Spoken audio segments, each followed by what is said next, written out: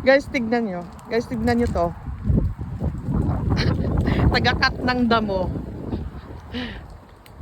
Ano, trabaho ng mga tamad. Ang galing, no? Pag nalolobat yan siya, guys, umuwi siyang mag-isa at nagcha-charge. Ay, pauwi na yata siya. Ay, hindi. Hindi pa. Ang daan niya pauwi, doon yun, no? Doon siya, dito siya dumadaan pauwi. Yan, may butas yan. Tapos, uuwi siya. Punta sa kumpanya ng asawa ko. Doon, guys. Hutchinson. Ayan na siya. Ang galing eh, no? Nagkakat siya ng damo. Mini-maintain niya yung haba ng damo.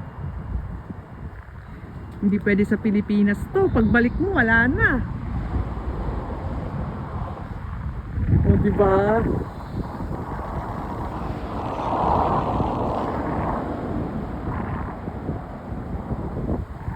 Mamaya niyan, pag naluwat na yan, uuwi na yan, dadaan na yan doon sa maliit na butas. Hanggang dyan, hanggang pauwi na doon. Kaya hindi nila kailangan ng mga ano dito, taga-maintain ng damo. Kasi automatic na sila. May logo pa, oh.